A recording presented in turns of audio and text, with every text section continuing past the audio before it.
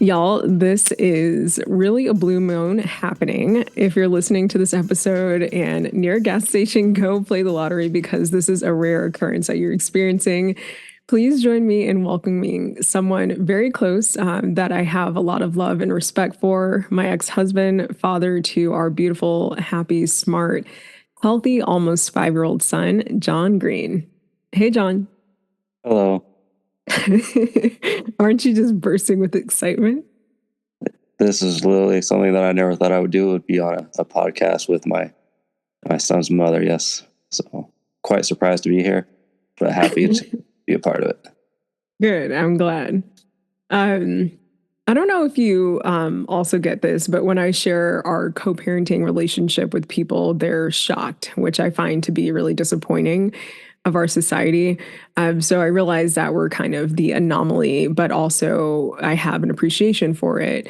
That being said, I thought it was about time to have you willingly or unwillingly on the podcast. So I'm glad that you're here. Unwillingly, huh? You were going to drag me through this regardless. Yes. You're going probably had some bribes or something set up. Listen, if I said I was going to cook you a meal, you would totally be down. That is true. That is true. We're recording this podcast pretty late because, well, we wouldn't have any other open time to make it happen, considering I'm now with Gray, or Gray's with me, and it's my turn, and he's supposed to be sound asleep, but I think we may find out the hard way. He's in my room, and I am in his room on the floor, so hopefully we can make it through without any interruptions. So, John, I know you haven't listened to a single millisecond, not one iota of the podcast, but I am glad you're here. Recently, a woman came up to me at a local event. I hadn't had the pleasure of meeting her before and said that she's a listener. She's a single parent as well. And so the podcast is definitely something that's resonating with her, which I was completely flattered by. So, Cecilia, if you're listening, when you listen to this, I can't tell you how much that meant to me. So I'm glad to have touched at least even one person in this journey. And I think that us being on, having this conversation will resonate with, other people as well. So let's start from the beginning. So we were married about 3.5 years, together for about 6.5. It's okay. You don't have to cry about it. It's totally fine. I think we healed from that journey. But do you remember in the very beginning after we separated and we were about to divorce, do you remember if there's anything that you had fears about initially, just thinking about what co-parenting would be like? Did I have any fears? Sorry, I gotta try and think about this because this feels so long ago as so much has happened since then. Yeah. I think just with COVID in general, everything just has seemed a lot longer than it has. When you only say 2.5 years, it feels much longer than that. I just remember there was a lot of emotion at the time because when you're dealing with divorce and parting away from somebody that you didn't think it would happen. So there's a lot of emotions back then. I knew that you and I were both great parents regardless. So I knew we were both going to stay very involved and we were both going to do what was best for Gray. I didn't know how your relationship with me would be. I expected to be rocky for a few months, then I expected us to get close again afterwards, but I expected that to take time. I think my only fears were being that you were new to Idaho and Idaho was new to you. I was really thinking that you were likely going to want to move out of the state. Mm-hmm. And so I was worried that we would be moving again. And honestly, I was just tired of moving and I didn't want to move again, but I could understand your reasoning of wanting to move out of Idaho at the time. And I don't think it was ever a thought that you would take Gray and try and move the state because I think that you knew that he and I were extremely close. And so I knew we were both willing to do what was best for one another at that time. So I honestly didn't really have fears because I knew you'd be involved and I knew I was going to be involved. And I knew together, as long as we're both involved, that's all we still needed. Because even when we were married, we both knew that it was us. We were together. There was nothing that we couldn't handle. So even going into the divorce, I knew that we would still be able to keep that and keep things going strong for him.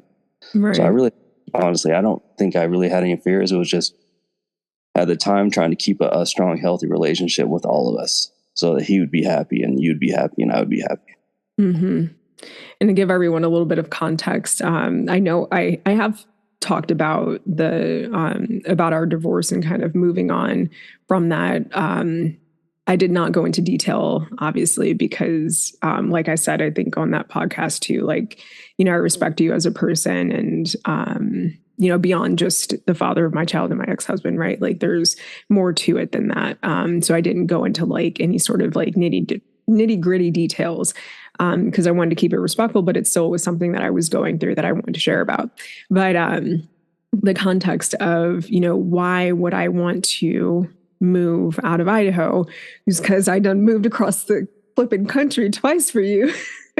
So first was from Illinois to Texas, and then my family was mostly in Illinois at the time, and then we moved to Texas, spent a couple years there, and then we moved up to Idaho, and so it was even further away from my family, which is very important to me, to be able to more conveniently see them when I can, and so that was a very real thought of like, okay, it's time for you to move across the country. So, it's very understandable. Yeah. Idaho is quite different than a lot of places. So it's quite understandable. And your family and you are extremely close. Definitely one of the closest families I've ever encountered. Yeah. Your family still even checks on me periodically and they check on me more than my own family does. So yes, your family is definitely family strong. Yeah, we are. I like that. I'm glad to, well, not that I would have ever thought otherwise, but I'm glad to know that they, check on you too. So yeah, that was a very real thought of like, okay, I don't even remember how long, maybe 3 or 4 years in Idaho at that time. And, I was totally fine to, jump ship. But I decided like, all right, I'm just gonna let it settle in. We just got divorced. I just moved in on my own. That was a big deal for me because I was concerned. I guess part of my fear, even though it was my decision to leave, it wasn't surrounding co-parenting at all. Like I had no qualms about that. I similarly thought like, okay, we're going to have a good relationship because we realized like, not even just that it's best for Gray, but it's also very easy for us to get along. Like, I don't feel like we're trying to get along. Does that make sense? Yes. Like I guess for everybody, like we spend our holidays together. You taught me how to change my brakes like last year, right? You were there for me when some things were like going down in my old neighborhood. Remember the townhouses? And even as I, transitioned into this house. So, and you've, gone through some things that I've been there for you for. So it's just a natural, hey, this is happening, or I need something, or can you help me with this, or whatever. And we're like, absolutely, we'll do what we can. Definitely have a very rare relationship that not many divorced couples have. That is for sure. Right. Which is fantastic. Like, again, I would not change that at all. And I wish that more people had that. I do too. Kind of disappointing because a lot of people just talk about anger and they don't talk, and it's really not healthy for them or the children involved. And I know growing up for me, my parents divorced at an early age and they still don't talk. And that's been like 42 years. We don't want that. Right. We don't want that. Also, I guess for anyone, like I don't want to harbor some sort of resentment and live with that. No. Like carry that with me. What do you feel like is the biggest challenge of co-parenting? I mean, the biggest challenge in general is just not seeing your child every day. But it's important that the child spends time with both parents. So it's definitely, that's just a selfish thing because the child definitely needs both parents involved in their life. I know there's some ways that I parent that you don't parent, but when I look at it, it's all just little things because regardless, he's extremely happy. He's healthy. I mean, his education is just blowing up. Yeah. So even though there are a few little things, like for instance, like you don't like him to watch show when he eats, but for me that works out great because I'm prior military, so I eat very fast and he eats very slow. So he'll sit there, he'll watch his show, he'll eat, I'll eat, I'll get our lunch ready for tomorrow, I'll clean dishes, I'll get things ready, and then I come back down, I sit down, and he'll still talk to me when we eat. But then when I think about it, he's really watching, like most of the time, educational cartoons. So at the same time, yes, I can see that it's not good to watch show when you eat, but at least he's still like learning as he's eating, and it gives me time to get things done. And then I think about it, like regardless if we parent in different ways, like I just look at the way that he's growing and the way he's excelling, and so I really don't want to change anything because it's just going so well right now. And it's like to say no shit while you eat. And then he throws a little fit, and then he doesn't eat his food at all. So it's like, okay, so what's the trade-off? Part of the convenience of getting all of that done, I totally understand, because when you're by yourself, you're just trying to juggle, like, okay, there's a lot. He's fed, but then I also got to make sure he's going to be fed tomorrow at school, and make sure, the dishes are done, and, this, that, and whatever. And we also have Dojo. Dojo's our dog that goes back and forth with Gray. That was part of our, I guess, comfort with Gray, is to make sure that he always had Dojo next to him. So wherever Gray goes, Dojo goes. And so, got to see what Dojo's doing or not doing, or she's ready for scraps, and she's like always ready for scraps. Yeah. So yeah, that's very real, of needing to get things taken care of. And he does love him some number blocks. Number blocks is great on YouTube. Yes. Hashtag not an ad, because no one is paying me to do this still. But yeah, number blocks is a really good show. And I mean, that goes to say how, like, on my Instagram, I shared, his number things, or him counting, adding different numbers and stuff. And people are really impressed by it. And he's 4 and counting to over 500, and can add numbers in the hundreds. Like, he's a smart kid. And I do feel like that's a testament to, sure, the show, but also how we nurture that, and how we go beyond. We're very encouraging, and we definitely give him praise when he's doing things such as that. Yeah. And I think he likes the rewards, and it encourages him to keep trying, because he understands that it makes mommy and daddy both happy. Yeah, but I want him to make himself happy before us even. Yeah. I want him to, he is very happy, but I don't, that's something that's important for me. I want him to feel that validation from himself, so he's not looking for it from the outside. Yeah. So that way, as he continues to grow, he's like, no, I can do this for myself. And, it does make mommy and daddy proud, but also, more importantly, or first and foremost, I'm doing this for myself. So that's really important for me too. Are there any aspects of co-parenting that you like? I mean, the first thing I like, honestly, is just the open communication that you and I continue to have. I mean, we have daily communication about him, and going back to it, of us checking on each other. I mean, the thing that I like the best is just us both staying very, very heavily involved. That's very key, because there's a lot of parents anymore that just one parent's involved and one's not, and one, don't bother me, or I don't want to talk. And it's just, you and I are constantly, what can we do? And even if we need ideas, we talk about ideas. We're just in constant communication about all three of us doing well. Mm-hmm. And he's starting kindergarten here soon, and we know, very exciting. Yeah, that's going to be super exciting. But also will be, I don't know, I think it'll be intriguing to see what changes, if any, in terms of it. It's going to be a new school, but like, will he now have homework that we need to do? Like, I'm not sure yet. We still have a month or so until that starts, but I do think that that's going to be another challenge, or another aspect, I guess, not even challenge, but just another item to take into account in how we co-parent. Make sure homework's done, how it's done. That'll be I don't know if they have homework in kindergarten. That might be a little later, after kindergarten. I don't even know. I mean, we're figuring it out as we go. Like, yes, we are. Yeah. I mean, regardless, the homework will get done. Yeah. So this is, I'm not saying that I recommend this for people, but there is an aspect of co-parenting that I like. Of course, I agree with everything that you're saying. Just not going to, repeat it. But I do think that having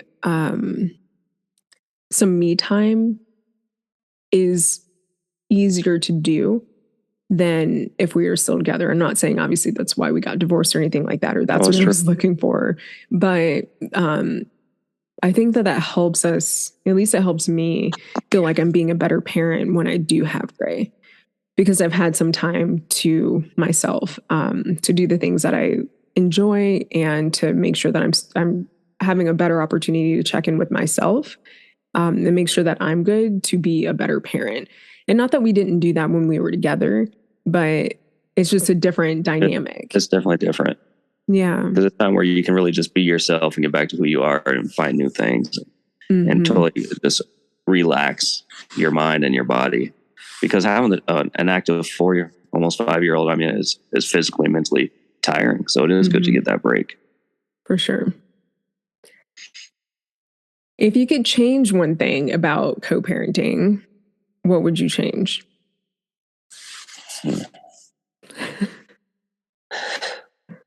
I mean, honestly, I don't have any complaints. I mean, I have a very good life right now, and everything's going well. So I mean, you asked these questions, but I feel like everything's going well. I mean, I don't want to. I've never really thought of what could I change, because I'm happy with the situation that we've provided for all three of us. Sure. So I've never actually sat and thought about what would I change, because I like what's going on, and I know that whatever's presented, we'll always handle it and do what's best. So I've honestly never sat and thought of that. So that would probably be something I'd have to try and think about. But I enjoy the situation we have, and I've never really thought about negatives. I've never thought about positives. I just have enjoyed the whole moment and enjoyed the communication, enjoyed the times that we all get together. The holidays, like you said, are great. The time that I get alone with Gray are great. I try not to focus on any negatives or things that I could improve upon, because I just know that things are always going to happen, and we'll always make the best of it. I agree. I can't say that there's anything that I would want to change. I think of it more of like, if it's not broke, don't fix it, or whatever.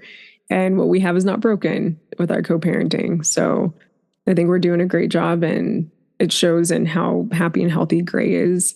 I mean, I will say, it took him, gosh, what would you say, maybe a year to get adjusted, because he was a little over 2 when we separated. And I mean, overall, he actually did pretty well from the very beginning.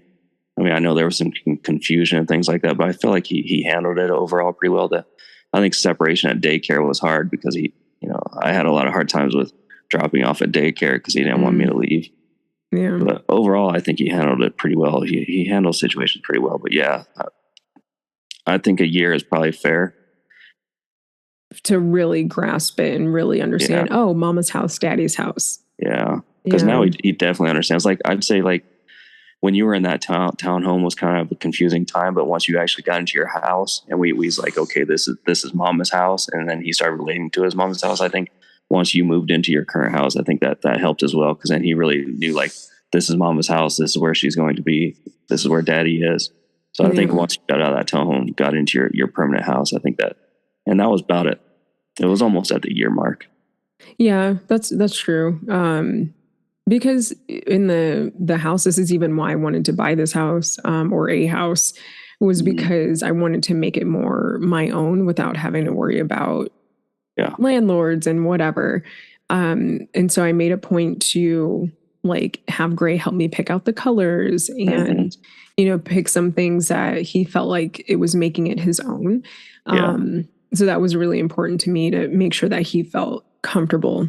But yeah, that first year, I mean, and everybody, does their parenting schedule a little differently, or their custody schedule a little differently. But there's this lady that I came across, and she had this, this was like right when we were going through our separation. And somehow we started talking to her about it, and, like, we're trying to figure out, what to put for custody. I guess back up to, this is how, like, amicable, thankfully, knock on wood, everything had been, is because we filled out all the paperwork basically together. Like, I filled out the majority of it, but when it came down to, like, all right, like, we're going to split this, we're going to do that, whatever. But then the custody part, that's kind of what stumped us, because we didn't really know, what should we put down. And, so this lady that I spoke with, she was like, well, someone I know, they would do, like, Mondays and Tuesdays is one parent, Wednesdays is, and Thursdays is the other parent, and then they swap every Friday, Saturday, Sunday. And I was like, that's a great idea. And I feel like that really worked the first 2 years or so. I don't know, 2 something years. Because Gray, when he was so small and, still trying to figure it out in that first year, he was like, I don't understand. Around that third or fourth night, he started to get really emotional and start like crying for the other parent. It just completely breaks your heart, right? So of course we would FaceTime at any point that he wants to, but it still was like, it just was gut wrenching. And so that worked out for us for some time until the last few months. We've been doing the week on, week off, which I think has sort of made it more steady, I guess, or even maybe even a little bit easier to do the week on, week off. And it came at the right time. I feel like he was ready for it. We were ready for it. Perfect timing. Yeah, he was definitely ready. I think he started mentioning it. So yeah. Yeah, when they're at a young age, a full 7 days without the other parent is a little too much. Mm-hmm. It's too much for the parent too, because you want to have that interaction when they're young too. Yeah. And we do also have our little iCloud sharing, for pictures and stuff, or we'll text pictures and things like that, which is fun.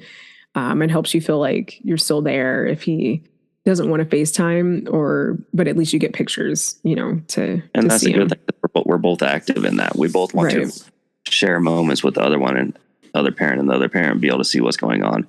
Because it is hard going full 7 days without seeing him, or 5 days, or whatever it was. You like to get those occasional pictures and see him having a good time. Or even, I know I was text you yesterday about the kids at the park. This is the first time that I really had ever sort of witnessed Gray maybe realizing that he is an only child. But basically this kid at the park was like, "Are you an only child?" And Gray was like, "Yeah." And then the kid's like, "Do you have your own room?" Gray said, "Yeah." What's it like having your own room? It's just something that is maybe nominal or something so small to even think about. But it's kind of funny coming from a kid with siblings to even have some sort of concept of, I could have been an only child or whatever, that was going through that kid's mind. All right. So let's talk about the D word. Do you know what the D word is? Are you going to guess? Is it divorce? No, it's dating. Oh, okay. I was going to say, I thought this was just about co-parenting. Well, yeah, but it is, this dating piece is still part of it, I think. So what has it been like for you dating, if you are? I'm not currently dating. The first year I didn't date at all. I didn't even meet up with anybody because I just wanted a year to. The first year was just, getting back to the basics of doing what I want to do, finding out who I am, working on myself as a person, trying to learn how to cook. I bought an older home that needed a lot of work, so I was able to focus on that. The first year was just keeping myself busy and getting my mind right and trying to just learn how to be a single parent and to be a good supportive ex-husband. It was just, the first year was a lot of work on myself, just me doing better in a wide array of things of life. So I see a lot of people that rush from one relationship to the next, and I don't feel like that's fair for anybody. And so I really spent the first year just doing my thing, just trying to figure things out. I've tried to date a couple times since then, and my standards are a lot higher now because I have a child involved. So it's not like I just want to go hook up with somebody. Because now I think about is this somebody that I could be around my kid? Is this somebody that I see? I don't want to just date. Is it somebody that I can see long term? It's just a lot more that I think about now that I didn't think about when I was younger. And so dating is a little more of a struggle for me. I honestly still don't feel ready to really put myself full into it dating. So I honestly haven't tried very hard. Why is that? I don't know. I'm kind of just enjoying where I'm at. I'm good at my job. I have activities keep me busy. I'm back in the gym trying to do well for my age. And when I'm with my son, I'm all about my son. I don't have time to be on the phone or texting somebody. And when you have them 7 on, 7 off, of course you can be with somebody that's 7 off. But on that 7 off, I'm working out. I'm working on my house. I have landscaping. I have a lot of things that I do to keep busy. And then on the days I have him, I'm all about him. And I don't feel like I could honestly be in a relationship and give the other person the appropriate time that they deserve. I can't expect somebody to be like, okay, I got these 7 days, and these next 7 days, you're really not going to hear from me because I'm so caught up in my son's life. And then you could say, okay, well, you can incorporate them into your son's life. Like, I'm not really ready for that. I'm just not ready, because I enjoy having that time with him at this young age. I value this because I know one day he's going to get older and he's going to go off and do his own thing. And this is my chance to really be with him and build this strong relationship that hopefully carries over for when he gets older. So I honestly just haven't tried hard to date because I just don't feel like it's time. I didn't know that. We hadn't really, we talked about some, well, we don't talk about it because I'm not dating, so I don't have anything to say. That's fair. I mean, I've met a couple women and they've been nice, but I didn't see long-term potential, and I just didn't feel like I didn't want to waste anybody's time or hold them back, and I just didn't feel ready. Yeah. I think that's really what it comes down to. I just don't feel ready, so I don't feel like I should be lying to somebody or not being true or waste their time. It's just not fair. You know, if I meet the right person, it'll probably just happen, right? So, I don't know. Don't ask me. Everybody knows that my dating life is shit. So, well, this area is a hard area to date, in my opinion. I mean, I'm not the expert on dating, but I feel like this area, it's not like when we lived in Dallas or Fort Worth. If we lived in one of those places, it would probably be a lot different than what it is here. Yeah, I agree. I 100% agree with that. I do like that you recognize that you're not ready and you don't want to bring someone else into that. Because being on the receiving end of someone not being ready, that sucks, right? Like, right. Yeah. And I mean, I'm pretty like in tune with myself and enough to like recognize something going on with someone else. So I'm good about asking questions and things, but, a lot of times people, they say one thing, but it's like, they don't know they mean another. And, that's just a recipe for disaster.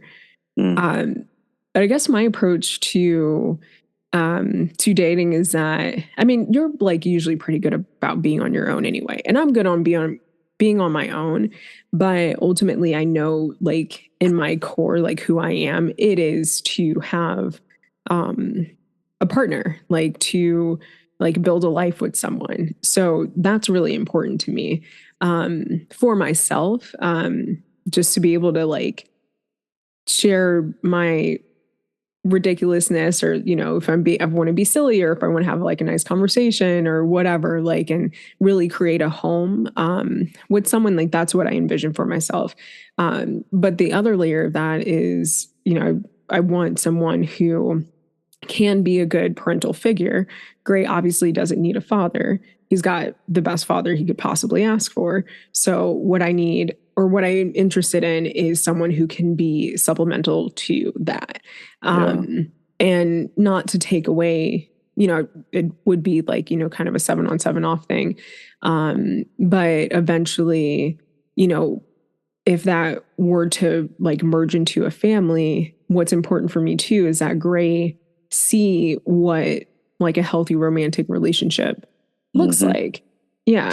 So it's not to say that like we were unhappy or anything like that. And visibly showing that to Gray. I just wanted him to understand a little bit deeper, or more like outwardly, what that kind of relationship can look like. So he has a healthy example for when he's ready to date and get out into the world. Yeah, I've thought about that as well. Yeah. I will say, go ahead. Yeah. No, go ahead. I do, like you said, I do want him to see like what it takes to keep a strong relationship. And I try and do that in little ways now, just with you, by, going and getting flowers for mama, or getting a birthday card for mama. Because that's the only ways that I feel like I can do it now in this situation that we have. But it's not the same as having, somebody right next to you the whole time. Right. Because, I came from that broken home too, where I never really saw that growing up. I didn't really see what it took for a man and a woman to be in love and show it to their kids. So I was kind of broken that, because I haven't really seen what it takes for that. And so it would be nice for him to see that. the chances of you meeting someone and showing them that is probably better than my chances. Yeah, that's probably true. But at the rate I'm going, it's still slim to none. But this is something that was brought up because I told you about the person that I thought that I was going to end up moving in with and whatever, and the time frame or whatever sort of stipulations of meeting someone meeting Gray or someone meeting another person, right? So we have an understanding that we would never want to bring anyone around Gray, friend or otherwise, or friend or romantic kind of person. That's not a good person, to the best of our judgment. And so that still stands, right? Like that hasn't changed. No, I mean, I'm not just bringing anybody into his life. Course. I don't want people in and out of it. Right, exactly. Like I don't want that. Even with this other person, like that kind of broke me too. Me not understanding, at the time how narcissists work, which is a completely other podcast that I've already done, 2 of them. But it's just kind of part of their facade, which is nothing I ever want to obviously go through again. But also, it kind of broke my heart for Gray too, because he enjoyed this person and he would ask for this person after, we were not, talking anymore. And I don't want Gray to go through that. Like, kids can attach to people pretty quickly. Yeah. And even with us just being divorced as it is, I don't want him to have any, abandonment issues that, beyond what, we already may see some form of with our divorce. So. Okay. So what would be your advice to other people venturing into single parenthood, co-parenting with their ex-spouse or, parent to their child? It's tough because there's a few things to look at. Everybody separates on different terms and they go their own way for their certain reasons. And, we see it all the time that people turn their backs on each other and just want nothing to do with them. It's just, I loved you before we got married. I loved you while we were married, and I still love you now. The way I looked at it was, it's important for me that you're happy and you're healthy, because I know if you're happy and you're healthy, then our son's going to be happy and healthy. So for me, I knew that whatever it took for me, put myself to the side, my ego to the side. Like I didn't matter. Like my focus was to make sure that you were good so that he would be good. So then all of us would be good. So whatever I had to do to help you and to be there for you, I was going to do it, because my son's happiness and health is extremely important to me. I didn't want my son to have any issues. I wanted him to know that mommy and daddy still love him. And so whatever I had to take, I was going to be there. And it's not like our divorce ended on terrible terms. Of course, a divorce is divorce, and it's heartfelt. But I just knew that I was going to be there for you regardless. So for my advice to people is, you once loved this person, and just because you're divorcing doesn't mean you have to turn your back on them. You can still be best friends. You can still be close. You can still have good communication. You can still be supportive and helpful for one another. Because, I always wanted you to succeed and be successful and be happy. And I still do. That hasn't changed. And for a lot of people, like, why does that change? Like, you once loved this person.